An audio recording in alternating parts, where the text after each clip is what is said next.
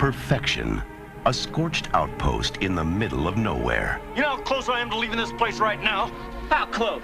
Maybe that's why Val and Earl decided to leave town.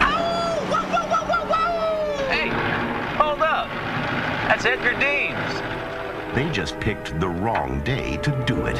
Jeez. You guys better get the hell out of here. There's a killer on the loose. Who could be doing it? Is that a snake? I'll give you boys $5 for this. 20. Welcome to the latest episode of the podcast that wouldn't die. I'm your host, Kevin. With me, as always, is Aaron. Hey, hey. This week, we'll be discussing the horror, science fiction, I don't know what this thing is, Tremors, starring Kevin Bacon and a whole host of others, including Michael Gross from Family Ties and Reba McEntire. It's an all-star cast. I like to think it's if Disney made a horror movie. We're going to talk about this. They made some interesting choices to get down to the PG-13 rating, which was very important. On another note, let me ask you this question. Yes. I'm ordering Chinese food, and there's no crab rangoon, and now I'm very disappointed. Are you pro crab rangoon or against it? Traditionally, I go with the cream cheese rangoon. But if there was a crab rangoon, I would not push it away from my table. I have never seen it with only the cream cheese. I've only seen it with the crab and the cream cheese because it's a scoop for that sweet sauce. Well, there's that at Panda Express. They have cream cheese rangoon. Okay, dude, come on. Need I say more? We're not going to the drive-through Chinese food. I'm going to 1970s Chinese food, but I'm not going to the drive-through. I'm doing it all. So give us the 30-second synopsis of Tremors. In some podunk town in the middle of the desert, bad things start happening. You know, yep. I don't know if you know this, Kevin, but a lot of our California deserts are a little earthquakey. Yep. So we usually attribute it to shifting of tectonic plates and such, but not this case.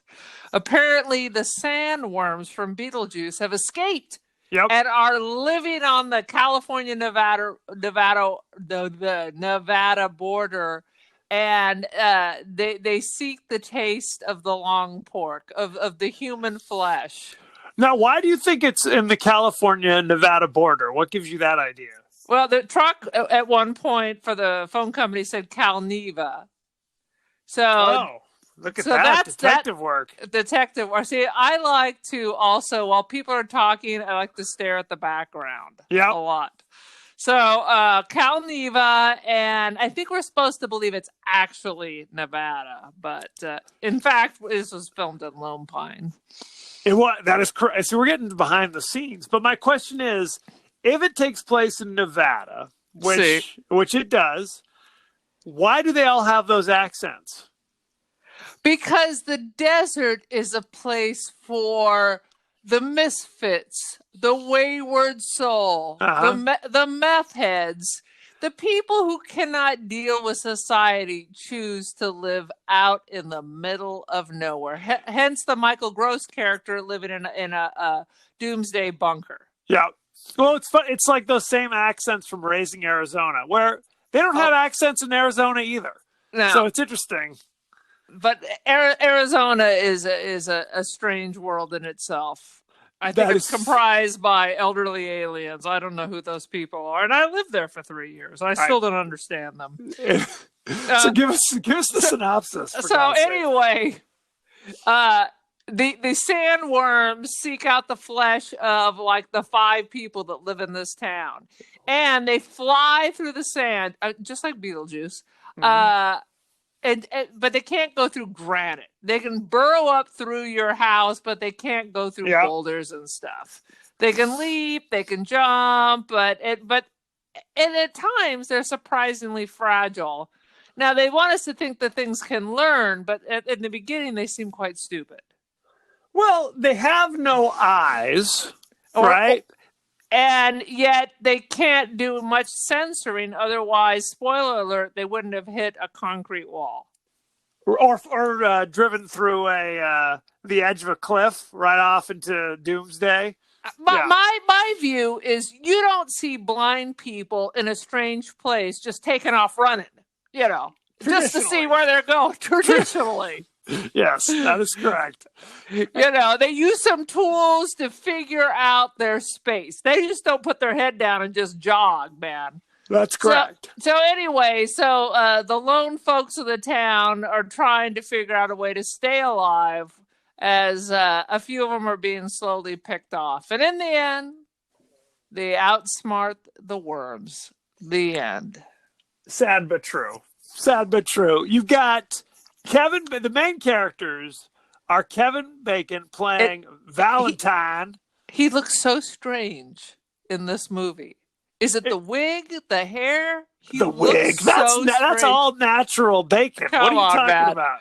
Kevin Bacon is like 75 years old. So he was this was 30 years ago. So he's about 40 something here. Yes.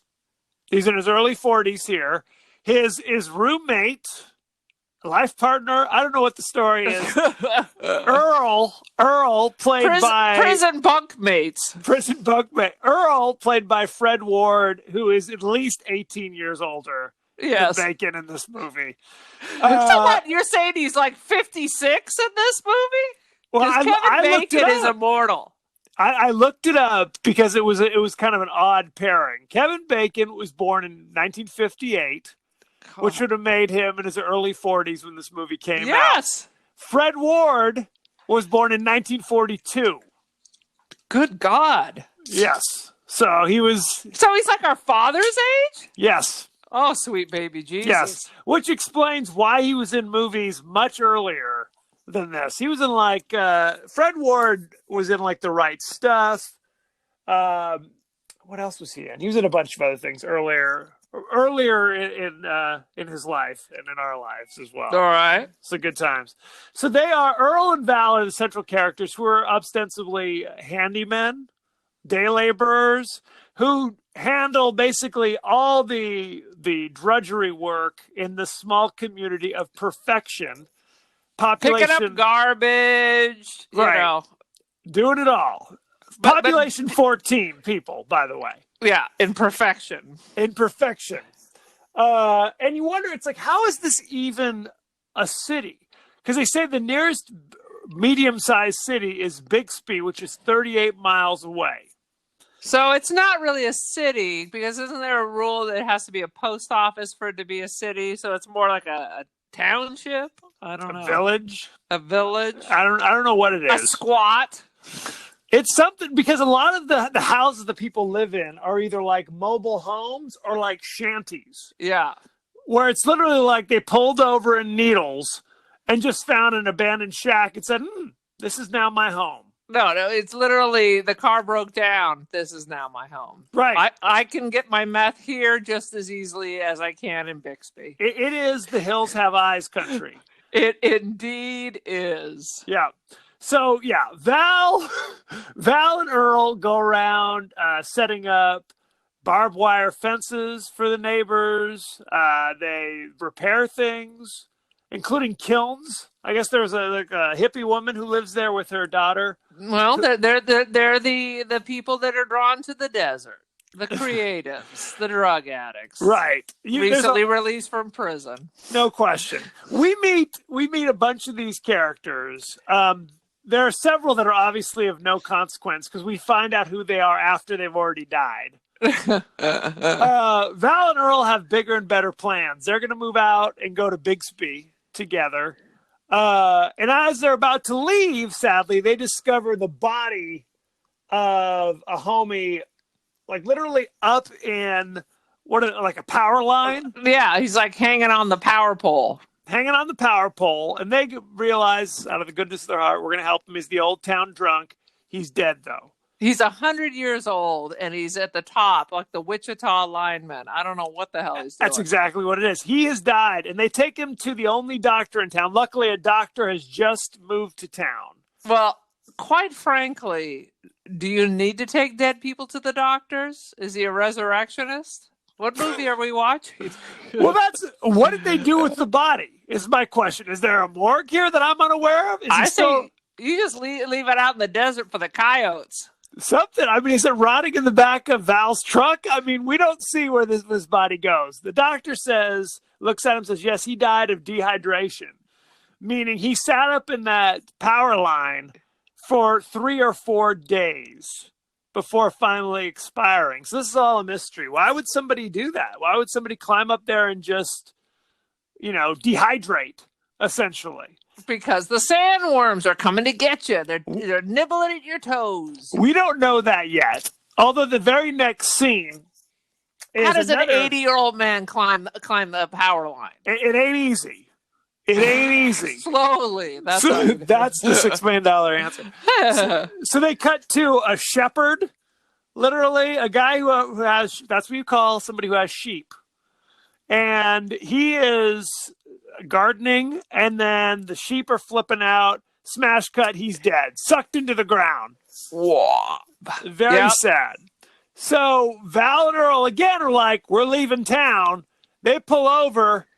Oh, this dude's missing.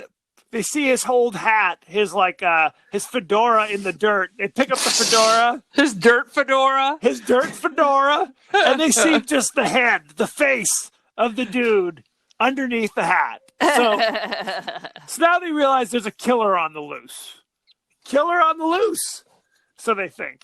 So they see some other guys who are, I don't know, working for the city, repairing something, power lines, I don't know, on the only road in and out of the valley, evidently. They warn them, oh, there's a killer on the loose. Look out, be on the lookout. They are quickly dispatched. One guy, he's drilling with a jackhammer into the road. Which no good was going to come of that. Bad move. It spikes whatever the creature is underneath the ground. He gets dragged off somewhere. His compatriot, a landslide, an avalanche, murders him, caused by the worm, I guess. So he's crushed as well. Only now the only road is now destroyed. So now there's no way. There's no way in and out of the valley. Along the way, we meet the kindly grad student from MSU. Looking close, she is a grad student from Mesa State University. Not familiar with that. I'm sure it's very popular. Uh-huh. Her name is Rhonda, and she's a seismology grad student. And they've been studying the seismic waves over the last several years. And suddenly, like a few months ago, weird seismic readings have started to occur, which they're confused by.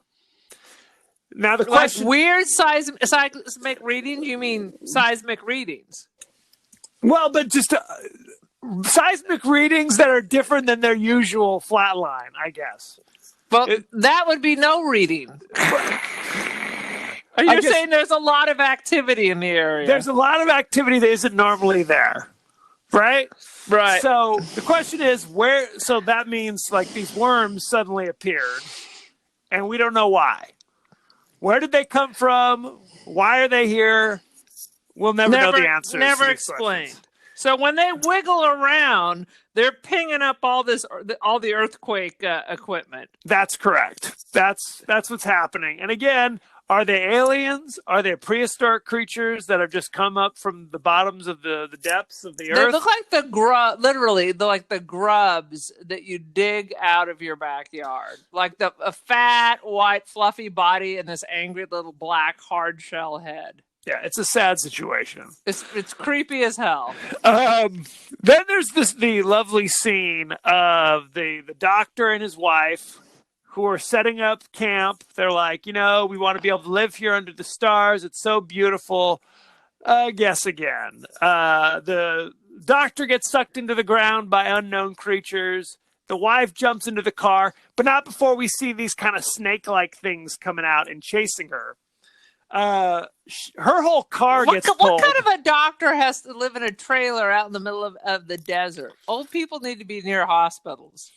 Maybe he's a retired doctor. I mean, he's not a young And he man. has a gambling debt, so he didn't save any money at all. And and they're building the place by their hand. Because you could hire Val and Earl to help, I guess. There's only 14 people in the entire community. So it's very sad.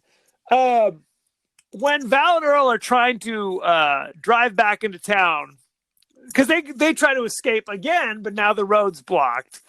When they try to drive back into town, they have trouble. They're like, oh, my car's not moving. What's going on? They slip it into four-wheel drive and finally get going. When they drive back into what they call the town, there's like a thing attached to the rear axle, a long snake-like thing that had grabbed it.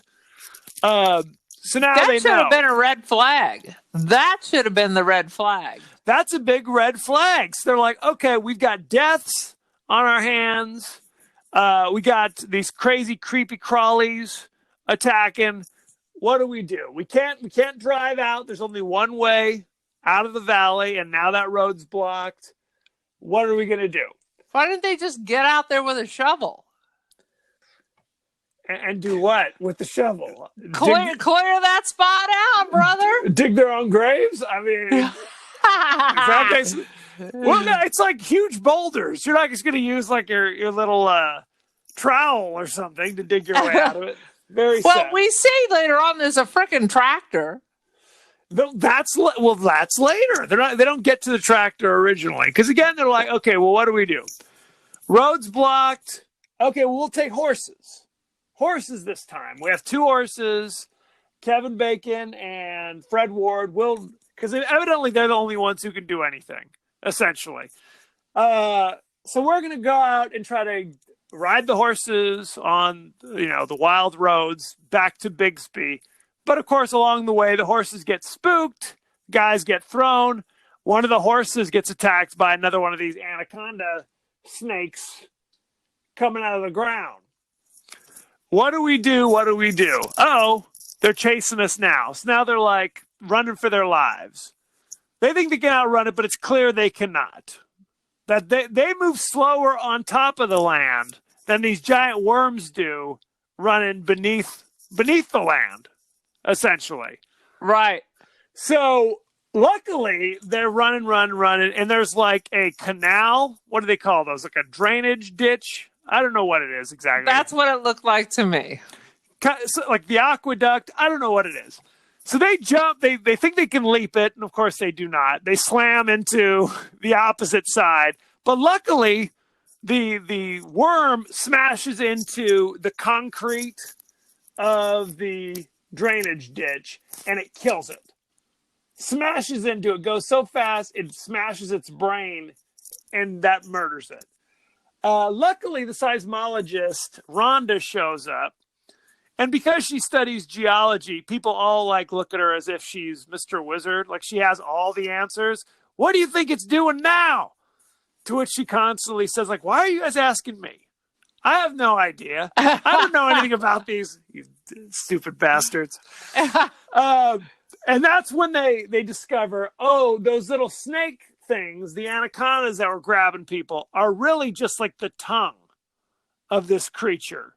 So what would happen is these things would slither along underneath the surface. They're attracted by the vibrations that are caused whenever people move or make a noise or do anything. And they'd come up underneath the creature or underneath the person and grab them with those snake tongues and just pull them right down into the mouth. And that was it. These things are 30 feet long? I mean, they're big. Yeah. They're big. And, of course, because she's been studying the seismic waves, she goes, there are 4 of these huge things. We killed one. There's 3 more still out there. So now we're screwed. What do we do? They have to get back to Rhonda's truck. Unfortunately, it's far away. And now a few more creatures are chasing them. So they're on top of some rocks. Because as long as you're above the ground, because they can still grab you if you're within 6 feet of the ground. But if you're up on a big rock, you're more or less okay. But now they realize that's why old Edgar, or whatever his name was, the town drunk, died up in the power lines. because they'll just wait you out. And you'll never know if they've left or not, basically. Right. Unless you try to walk and then they grab you. It's very sad.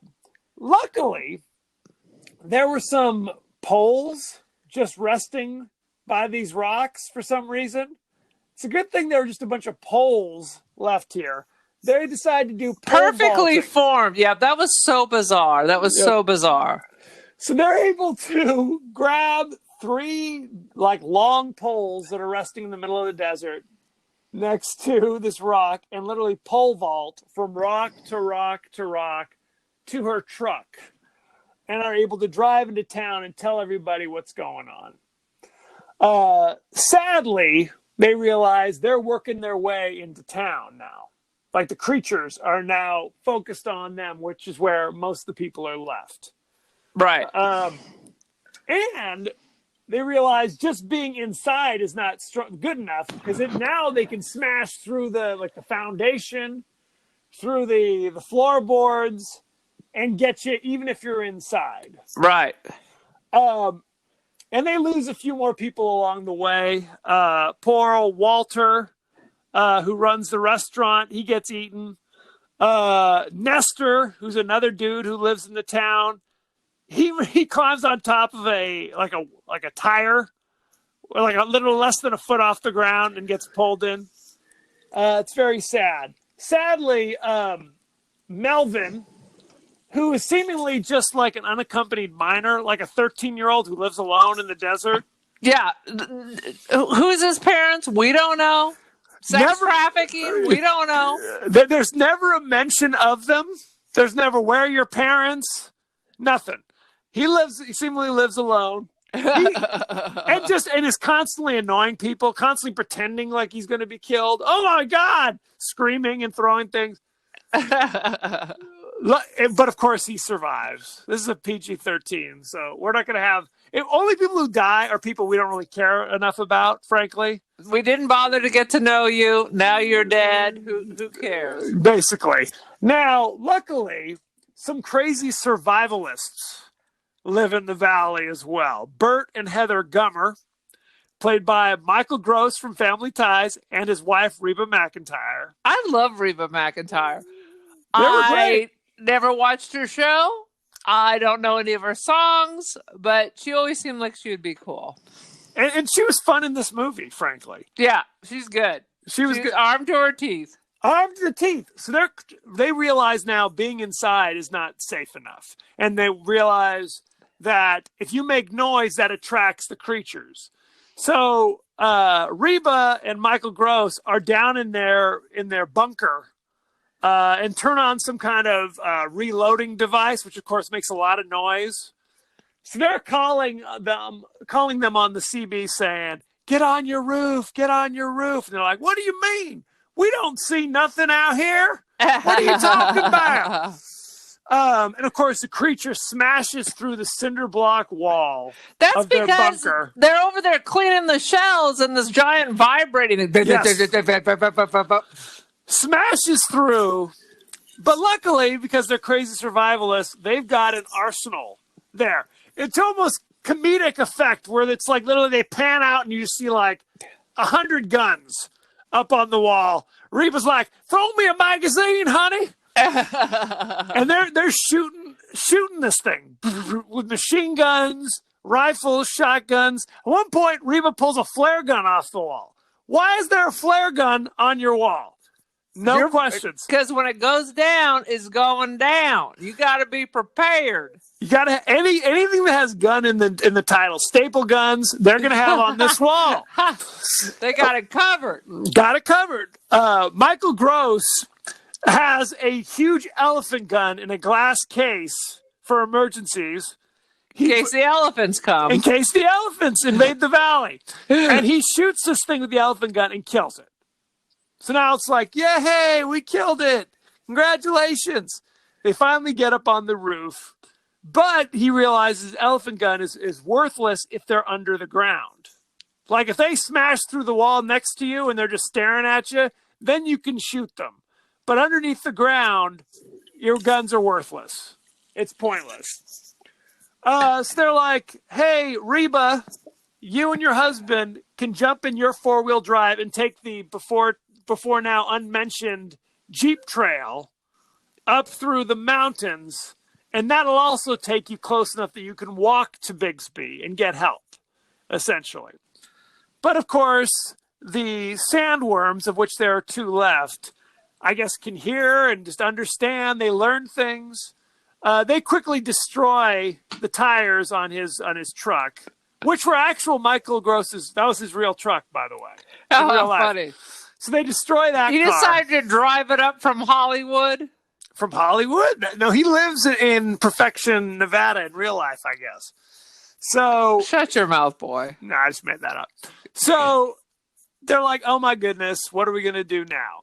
To make matters worse, now the sandworms are destroying the buildings that they are in Perfection. Like they're smashing the foundation. So now the buildings are about to collapse. So they can't wait any longer. We have to come up with a new plan. Luckily, they remember, oh yeah, there's that bulldozer that we use to push the trash around once a week. We can use that because it's 30 tons. The creatures can't mess with that, but it's not big enough. Luckily, there's an old abandoned tractor trailer that's there that they can just drag it and everyone can climb in the back of the trailer and then they'll get to safety that way. All right. Problem. It's again 30 yards away. So what are we going to do? We can't have Val run to get it. At one point, Earl turns to Melvin and says, hey, Melvin, you want to earn $1? Because their plan is they need a distraction. So maybe if they throw $1 to Melvin, he can just run off into the desert and get eaten. He does not take the deal, sadly. But Miguel, who's another resident, says, hey, there's a little crazy tractor here that we can turn on and it'll kind of make a lot of noise and run off into the desert and it'll distract the sandworms long enough for Val to run to the tractor. All right. So the tractor works. It goes sputtering along and it does drag the sandworms away. But of course, the tractor falls over after a few minutes and Val is not all the way to the tractor. I can't understand if the worms can't grab that and crunch it up because they've been able to pull whole trucks under. Why can't they pull the tractor under? I think it was fast enough that they were trying to chase it. It didn't seem like it was going that fast. All right. You're right. To answer your question is you're right. Val's not there, but the seismologist Rhonda goes like, wait, if you stop and you don't move and you don't make any noise, they won't be able to find you. Kind of like the T-Rex in Jurassic Park. All right. Basically, right? Right. This is, again, something that we've never talked about before. She just kind of, I think she's just doing an educated guess right now. This is a hypothesis, and she's willing to sacrifice old Val to find out, but strangely it works. So Val's just standing there. The creatures come up, but now they can't see him. And they start reaching around with their snake tongues and don't find him. Luckily, Rhonda opens up water from the water tower, which makes a noise and draws the worms back to them. So Val can get on the tractor, the bulldozer, attached to the trailer, and all's going well. But right? Because the worms can crazily sense any kind of movement. Crickets, a whisper blowing on the sand. They're right on it. That's correct. They look like slugs, but they shoot through the sand like a rocket. Like a rocket. So they go, everyone gets in the trailer. They go pick up Bert and Heather from their compound, who've been making pipe bombs using a few household materials in the right combination. As you do. Yes, as you do. So they're going up the road to get us closer to the mountains because the mountains are solid rock, so the creatures can't get you there. And they were right that the bulldozer's too heavy for the snakes to really mess with. but but those worms are doing something. What are they doing in the distance? And the worms, again, because they are super intelligent, create a trap. They're like the Borg. They learn and they adapt. They learn and they adapt. So they dug like a trench or something this bulldozer crashes into. So now they're screwed again. Mm-hmm. They're much closer to the mountains, but not close enough, sadly. And they're like, well, we can't shoot them through the sand. That's worthless. The pipe bombs don't seem to bother, can't kill them through the sand. However, why can't you shoot through the sand if you have an elephant gun? He tried and didn't work. I don't know. All right.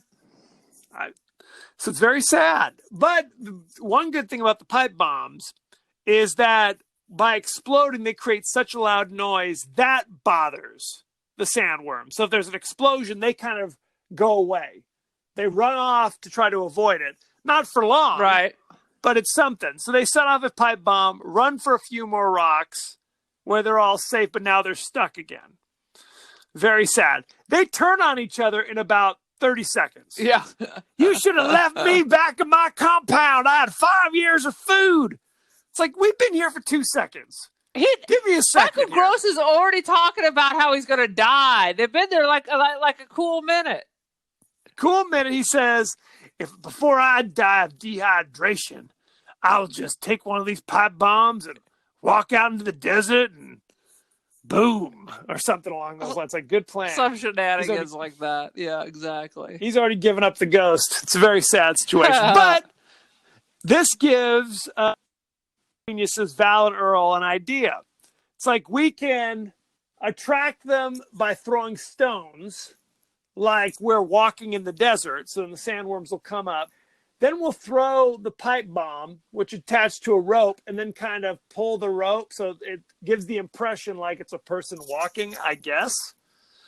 So they do this, and the sandworm comes up, eats the pipe bomb, and blows up. Boom. Good work. Easy peasy. Let's try this again. Of course, because they're geniuses, and they learn. Sandworm takes the pipe bomb into its mouth, spits it back at him, and it lands exactly on the satchel Michael Gross had, full of the other pipe bombs. Blows up all the other pipe bombs. Everyone else is safe, except now they're kind of screwed again. Now they know that it's figured it out. But Earl, Val, and Rhonda ran off into the desert, basically, to avoid the explosion, and they're now too far away to get back to the rock before the sandworms get to them. And I have to say, they get like 50 yards from that rock in 2 seconds. If they were running that fast the whole time, the sandworms would starve to death. Exactly. Only when you're running from the rock can you move that fast. That's the rule. Uh-huh. So now, but again, it's like, oh, hey, if we stand still, the sandworms won't get us. Val's got the last pipe bomb in his hand. What do I do? Yeah, come on, people. I know. So Val's like, you know what? I'm just going to run. I'm not going to tell anybody what my plan is, but I'm just going to run with the pipe bomb. Starts running. Earl's like, I guess I'm running with you. And then they're looking for the matches to light the pipe bomb. Oh, I don't have one. Luckily, Rhonda's there. She's like, oh, I'll come too. Everyone's got time to run. They don't know what his plan is. For all they know, it's just suicide attempt. It's just right? I've been feeling depressed. It's frolicking and hijinks. It is. So they're running, and they realize he's run to the edge of a cliff, like a deep ravine that leads down into the valley, essentially. It's like the Grand Canyon. Right. So he lights the pipe bomb and throws it at the sandworm. And Earl's like, oh, man, you threw it too far. What are we going to do now? I'm still not sure which part of the country has that crazy accent. Right. It's that kind of, I guess, just the offensive Southern accent, no matter what part of the country you live in. So it goes off, but Val remembers when they run from that noise, from these loud explosions. I thought they run to the sounds. Now they're running away from the sounds?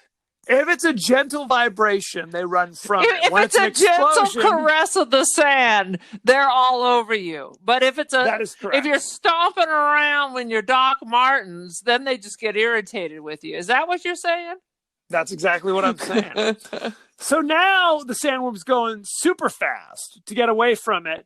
Val jumps out of the way at the last minute. It goes flying out of the edge of the cliff, out into space, basically crashing down into the valley, squished.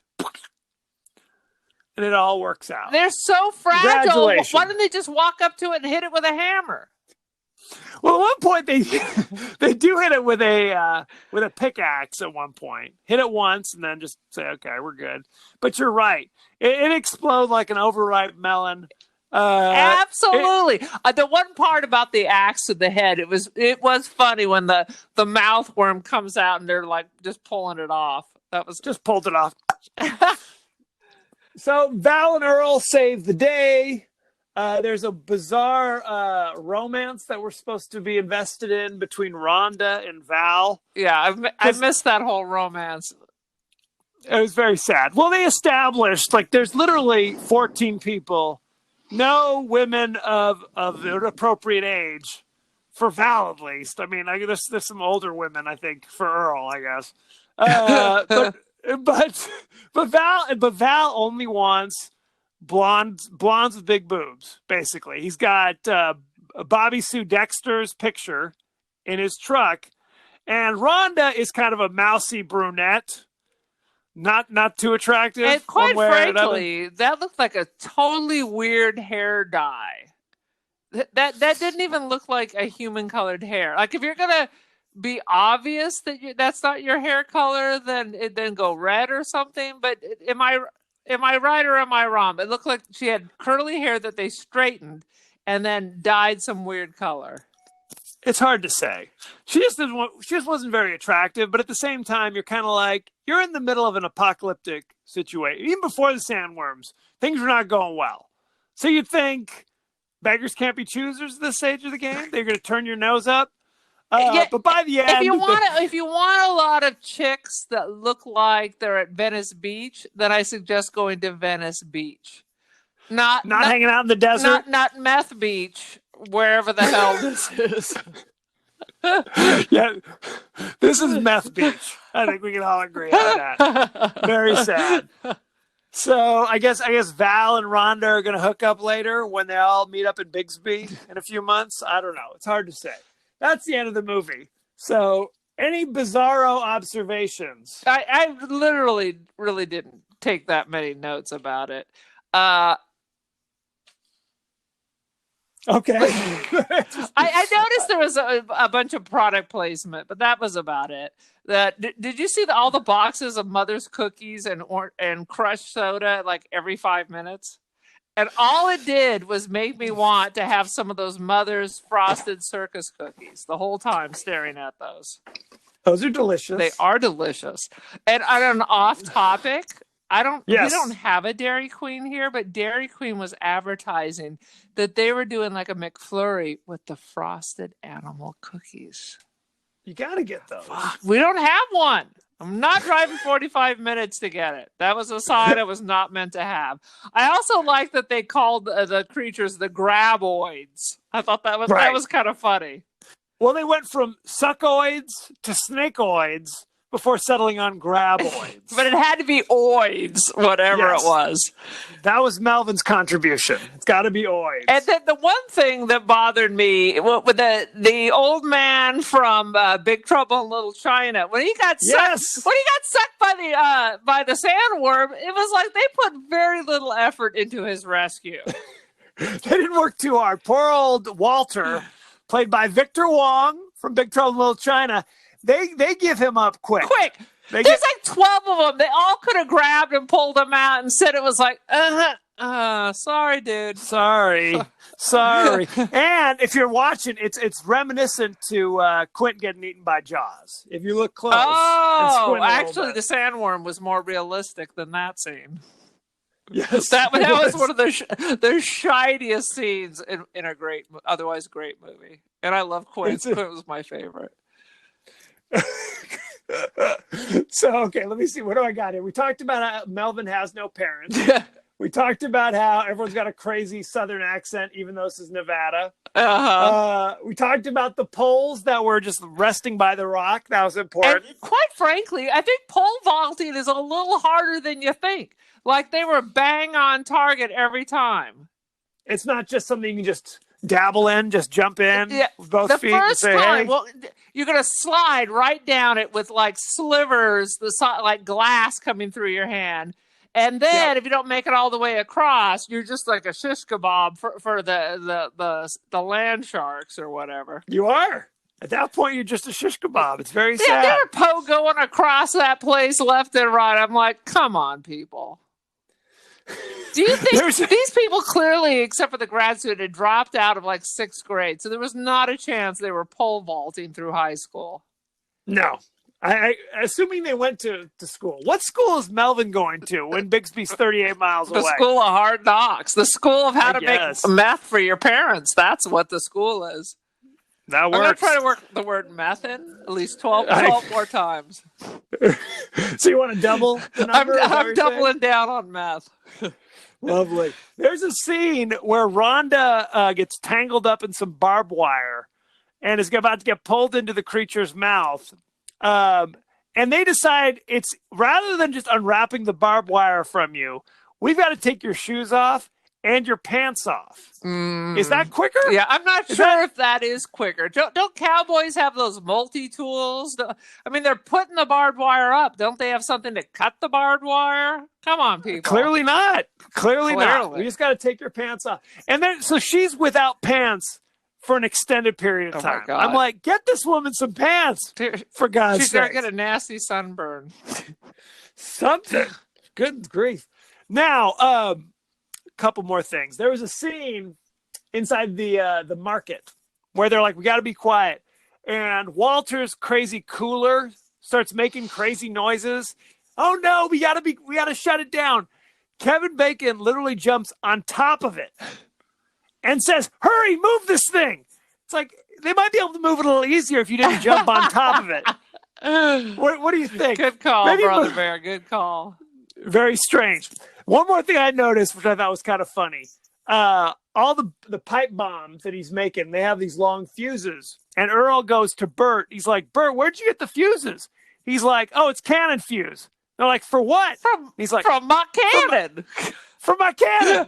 They're like, okay. There was at some that kind moment, of amusing lines. All I kept thinking about was Mary Poppins. Remember, there was their neighbor had the cannon that Admiral Boom. Admiral Boom. That's good it. call. So let's hit. Unless you don't have any more observations, let's hit behind the scenes. All I got is behind the scenes. We got, of course, Kevin Bacon is the star of the show. He of 6 Degrees of Kevin Bacon. Fred Ward, he was Remo Williams. Do you remember that one? I never saw that. That was it's a classic. You got to check it out. All right. Which means it's my kind of classic. Oh, so I will not enjoy it. You probably will not. He was he was in The Right Stuff. He was in Silkwood. He was in Secret Admirer. He was What's the in secret Escape from Alcatraz. What's the Secret Admirer? What's that? Am I supposed to know that? Secret Admirer was with C. Thomas Howell and Lori Loughlin. It was a kind of a case of mistaken identity kind of movie. A few other things I'm not going to mention. Like I said, you've got Michael Gross from Family Ties. He was Stephen Keaton. Went on to become Burt Gummer in this movie. Burt Gummer. What a name. He was the only actor to appear in all 7 Tremors movies. And I'm sorry for him. Tremors and the Tremors TV series. I'm even more sorry for him. That whole thing just never took off for him. God bless him. 7 movies and a TV series. How could that even be?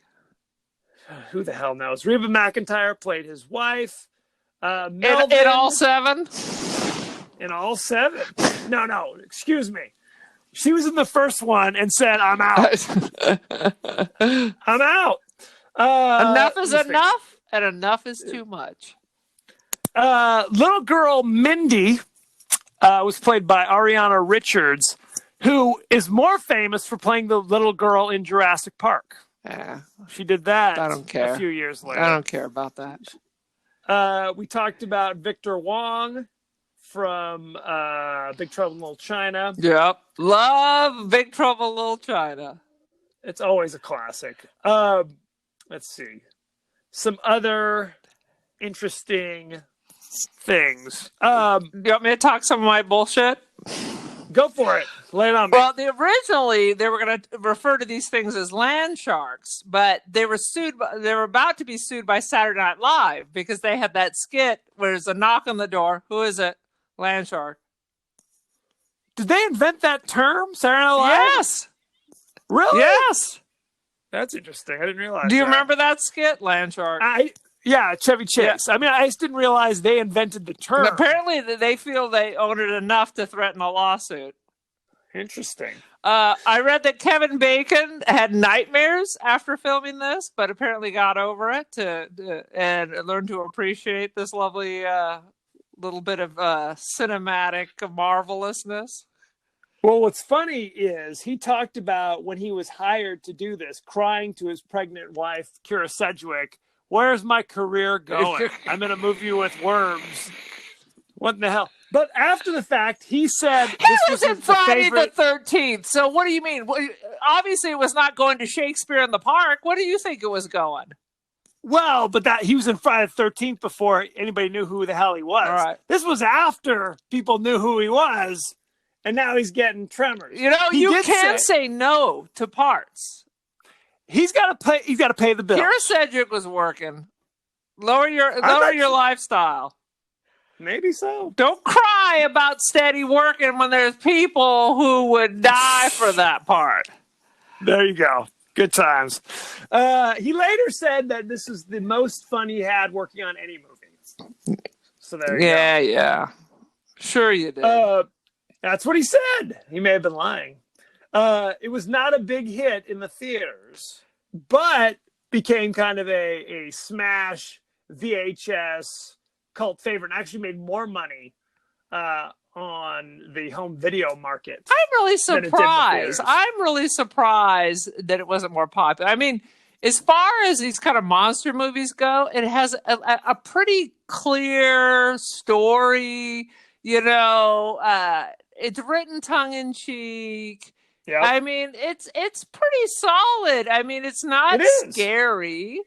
It's like you can go with your kids. Like a monster movie you can take your kids to. It's not scary. It's not violent. No, I agree. It's very sad. Well, originally it was going to be an R-rated movie. See, I think you get more teenagers when they think it's going to be like crazy. I think you lose a certain population when you stick to a PG. It was going to be R-rated not for violence, but for language, because they dropped 20 F-bombs in it. And to turn into a PJ-13, and if you watch closely and you notice some of the words they use, they went back in post and got rid of some of the F words. Were they like, "You Bojangle brother marrier"? Almost as bad. Michael Gross says, "We killed that mother humper." Yeah, I was like, I almost wrote that down. I'm like, mother humper. I did write that down. I was like, what the hell? Yeah. I'm like, is that a thing people say? It's a thing people say when you're trying to be PG-13. I guess. They kept one in, but they got rid of the rest of them. Like, "Can you fly, sucker?" One point, the guy says, "What the shit?" which is not a saying that people say. But what's the limit? How many can you say before you have to become R-rated? I think at a time, it was like you could get away with one. Oh, my God. One you can get away with. When it becomes more than that, then they drop the hammer. That's so bizarre. Yep. It's very sad. Well, I think as bizarre is most of these kid movies nowadays aren't even G-rated anymore. It's like rare to find a G-rated movie. So what's happened? Well, to be G-rated, it literally has to have nothing. I mean, nothing. Bambi, I think, would come out with a PG at this time. I mean, right. There's trauma. parent dying. Good God. For reals. Well, you got to remember, all the Marvel movies are all PG-13. Well, let's see. Young Frankenstein was PG. Yep. And for language. is it language? No, I'm just kidding. Shut your mouth, boy. Wah, wah, wah. Originally in the script, the graboids were going to be able to mimic human sounds and to try to coerce you in some such way. That's You know what I mean? funny. Like trick you. Hey, I'm over here. Help me. Timmy fell in the well. Basically. They dropped it because they realized he already had too many magical powers of planning and strategy and learning and all sorts of stuff. They're like, okay. When they were writing the script, in their brains, they were thinking that Bert and Heather Gummer were going to be played by Chuck Norris and Linda Hamilton. Oh. Those were the people that's who they were thinking That's kind of funny. And Michael Gross began filming this one day after the last day of filming for Family Ties. So there you go. God bless him. Good times. Good times. Anything else before we move on with our lives? Well, Finn Carter, who plays the grad student, yep, kind of had a troubled life after this. At one point, she was married to Steven Weber for like 10 years. Oh, is that true? Yep. I didn't know She that. was married to Steven Weber, and then, in fact, when I put her name in and just did a Google search, the first thing was popped up was her arrest in Las Vegas for driving a stolen car erratically, and then finding 14 credit cards and IDs that were not hers. Well, she was living out in perfection after this was all over. That's where she was going to. She was still in a car in Vegas to get back to perfection. Yeah, when in Rome, I guess, you got to do what you got to do. And just on a funny note, you can get graboid wall hooks for your house on Etsy. There's like a whole series of graboid material you can have for your house in case you want a Tremor-themed home. Who doesn't? That's my answer. Maybe for the next Christmas gift exchange, a graboid wall hook.